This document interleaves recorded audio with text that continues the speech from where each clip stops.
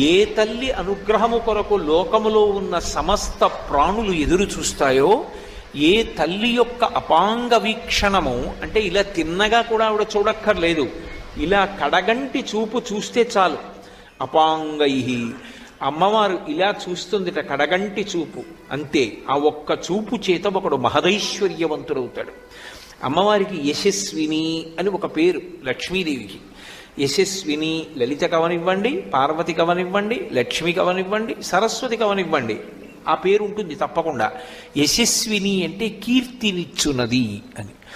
కీర్తి మనిషి జీవితంలో సంపాదించి తీరవలసినటువంటి విషయం. అందుకే భూపసభాంతరాళవన పుష్కళవాక్యతురత్వమాజి బాహాపటు శక్తియున్ యశమునందనురక్తియు ప్రకృతి సిద్ధగుణంబులు సజ్జనాళికిన్ అంటాడు భర్తృహరి.